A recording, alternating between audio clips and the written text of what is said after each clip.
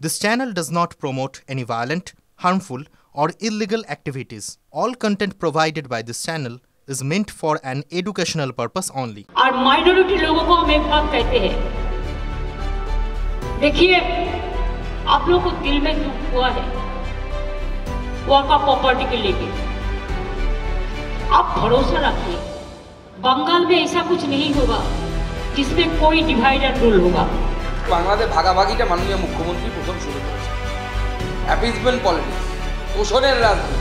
Please remember when Didi is here, Didi will protect you and your property. Don't distrust. জিএমসির ছত্রছায়া থেকে মুসলিম নেতারা এই ওয়াকফ বোর্ডের সম্পত্তিকে লুট করছে, কুক্ষিগত করে রেখেছে। জান না কলকাতাতে সিলজলা এলাকায় যত জমি জায়গা কার কাছে আছে, ওখানকার টিএমসির নেতা মন্ত্রী ওরাই করে খাচ্ছে। আর যে গরিব মুসলমানরা, মহিলারা, বাচ্চারা যাদের জন্য এই ওয়াকফের সম্পত্তি দান করেছেন কিছু সজ্জন মানুষ, তারা বঞ্চিত হচ্ছে। এই বোর্ডের সংশোধনীতে সেই মানুষরা অধিকার ফিরে পাবে। हम नहीं कह सकते हैं कि हमारा प्रॉपर्टी लेने का हक किसी का नहीं है, वैसे और किसी का प्रॉपर्टी लेने का हक हमारा भी नहीं है। आप भरोसा रखिए बंगाल में ऐसा कुछ नहीं होगा।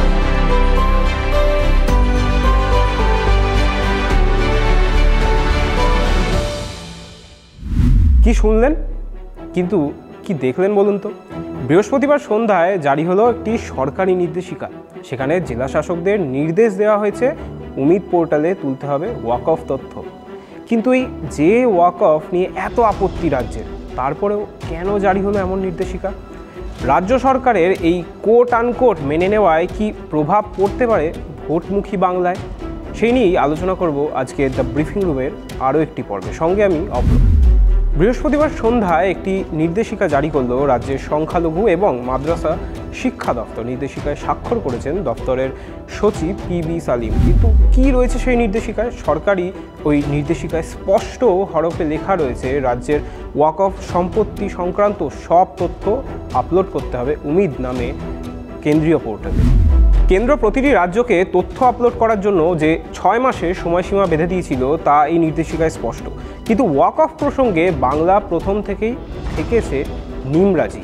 কিন্তু এই ওয়াকফ বরফ এখন যেন গলে জল। মন্ত্রকের নির্দেশিকায় স্পষ্ট লেখা রয়েছে উমিদ পোর্টাল তৈরির 6 মাসের মধ্যে সমস্ত ওয়াকফ সম্পত্তির তথ্য সেই পোর্টালে আপলোড করতে হতো। আপাতত এই 6 মাসের সময়সীমা 5ই ডিসেম্বর শেষ হচ্ছে, তাই এই সময়ের মধ্যে রাজ্যের 82,000 ওয়াকফ সম্পত্তির তথ্য আপলোড করতে হবে কেন্দ্রীয় পোর্টালে। অর্থাৎ ওয়াকফ সংশোধনী আইনের ঢোকটা শেষমেশ গিলল রাজ্য। এতদিন বললেন মানব না, তারপরে আজকে বলছেন মেনে নেওয়া হলো। তো বিজেপির বি টিম তৃণমূল, এটা আমরা বিশ্বাস করি না, কিন্তু এখন দেখি ওই কথাটা সাধারণ মানুষও বলতে আরম্ভ করেছে। সাধারণ মানুষও বলছে আপনি যাই করেন না কেন, কেন্দ্রীয় সরকার যেভাবে এই রাজ্য সরকারকে নির্দেশ দিচ্ছে ঠিক সেইভাবেই কাজ করছে। মমতা ব্যানার্জি যে হুমকি দিলেন যে যদি মিটিং করতে হয় ওটা দিল্লিতে যে করুক, এটাও সাধারণ মানুষ বলছে এটা মমতা ব্যানার্জির নিজের মুখের কথা নেই, এটা কেন্দ্রীয় কথা, উনি ওইটা বলে দিলেন। বলে রাখা প্রয়োজন, এই ওয়াকফ সম্পত্তির নিরিখে অনেকটাই এগিয়ে বাংলা। বর্তমানে দেশের সবচেয়ে বেশি নথিভুক্ত ওয়াকফ সম্পত্তি রয়েছে উত্তরপ্রদেশে। সেখানে মোট ওয়াকফ সম্পত্তির পরিমাণ 2,17,161টি। এরপরই দ্বিতীয় স্থানে রয়েছে বাংলা। রাজ্যের ওয়াকফ বোর্ডের ওয়েবসাইটে বর্তমানে বাংলায় মোট ওয়াকফ সম্পত্তির পরিমাণ 82,616টি। বর্ষের মধ্যে সব থেকে বেশি ওয়াকফ সম্পত্তি পশ্চিমবঙ্গে। এই সুবাদে পশ্চিমবঙ্গে যারা জমি মাফিয়া, তারা রেজিস্ট্রেশন না হওয়া জমিগুলোকে বার করে সেইটা দখল করতে না ময়দানে নেমে যায়। এটা কিন্তু আমাদের কাছে আশঙ্কার বিষয়। যেমন ওয়াকফ তেমন এসআইআর দেখাবে, ফুসফুস ফুসফুস করবে, সব মানবে, কারণ তাদের দিদির লাভ মোদির লাভ, তাই জন্য মানবে। সুতরাং বাংলার ভোটের বাজারে ওয়াকফের যে একটা ভালো পরিমাণ অংশীদারিত্ব থাকবে তাতে কোনো সন্দেহ নেই। কিন্তু এই নতুন ওয়াকফ আইন নিয়ে এখনও আপত্তি ছিল রাজ্যের। এই আপত্তির প্রসঙ্গে একাধিক যুক্তি রয়েছে তৃণমূলের। তৃণমূল সাংসদ কল্যাণ বন্দ্যোপাধ্যায় সংসদে দাঁড়িয়ে বলেছিলেন ওয়াকফ সংশোধনী আইন মৌলিক অধিকারকে লঙ্ঘন করছে।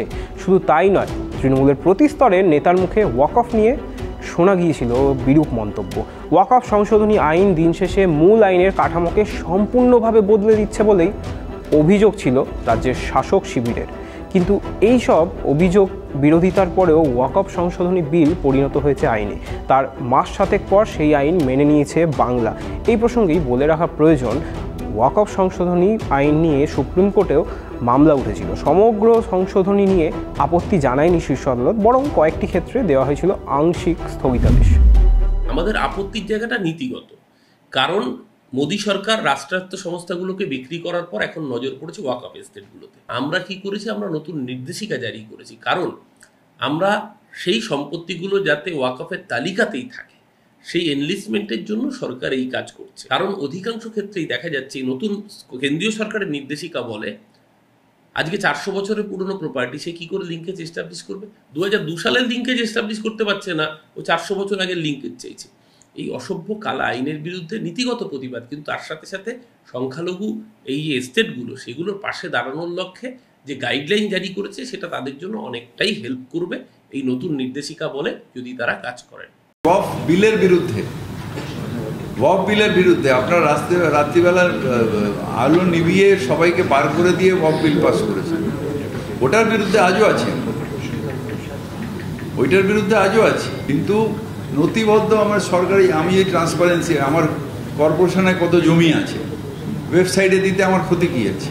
তাতে বরং ভালো যে গভর্নমেন্ট সেক্টরের যে জমিটা সেটা এনমার্ক হয়ে থাকবে যে আমার এটা গভর্নমেন্টের জমি। যে কেউ গেল ওয়েবসাইটে দেখলো যে এটা পাবে, এটা ওয়াকফের জমি, এটা কর্পোরেশনের জমি। ভালো তো, ট্রান্সপারেন্সি তো সবসময় ভালো। ঠেলায় না পড়লে বিড়াল গাছে ওঠে না। যারা মমতা ব্যানার্জিকে বলেন যে মুসলিমদের প্রোটেক্টর, আমরা বলি মুসলিমদের মমতা ব্যানার্জি তেজপাতা হিসেবে ব্যবহার করেন। বাবা সাহেব আম্বেদকরের সংবিধান শেষ কথা বলে, তাই লেখা আছে for the people, by the people, of the people, not for the Mamata, by the Mamata, of the Mamata. এই যে জলটা ঘোলা করে খায় না, এই অবস্থা হয়েছে এই তোলামূল সরকারের। বছর ঘুরলেই বাংলায় নির্বাচন। যে ওয়াকফ গোটা বাংলাকে সপ্তাহ কয়েকের জন্য নাড়িয়ে দিয়েছিল, সেই ওয়াকফ কি ভোটের অঙ্কে প্রভাব ফেলবে না?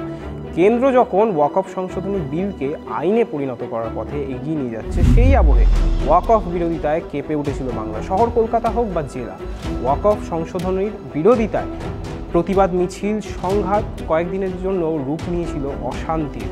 বললেও ভুল হবে না, এই সংঘাত কোথাও কোথাও হিংসারও রূপ নিয়েছিল।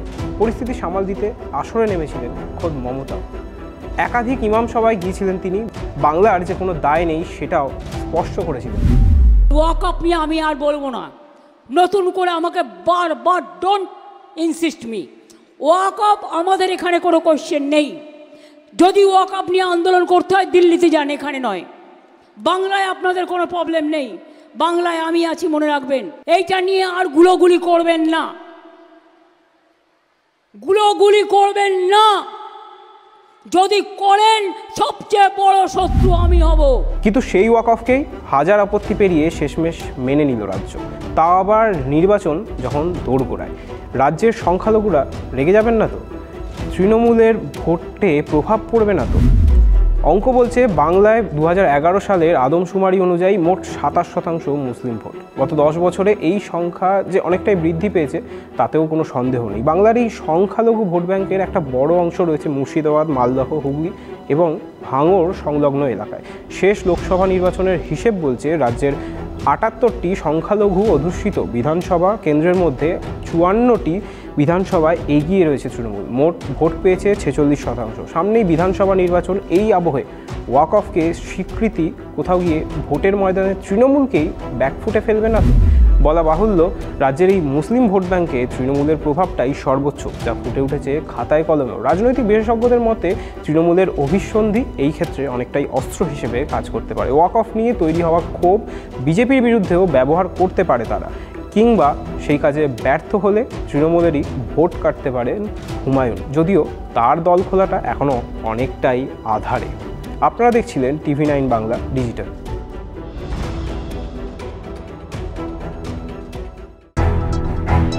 আবারও এসে গেল TV9 বাংলা ঘরের বায়োস্কোপ অ্যাওয়ার্ড। সেরা বাছাইয়ে শামিল আপনিও। বাংলা সিরিয়ালে প্রধান চরিত্রে আপনার পছন্দের সেরা মহিলা অভিনেতা কে? সুস্মিতা দে কথা, অঙ্কিতা মল্লিক জগদ্ধাত্রী, অয়ন্যা চট্টোপাধ্যায় বৌচুরি, রিখিয়া রায়চৌধুরী ভিডিও বৌমা। tv9bangla.com/ঘরের বায়োস্কোপ সাইটে গিয়ে ভোট দিন প্রধান চরিত্রে আপনার পছন্দের সেরা মহিলা অভিনেতাকে। TV9 বাংলা ঘরের বায়োস্কোপ অ্যাওয়ার্ডস আসছে TV9 বাংলায়।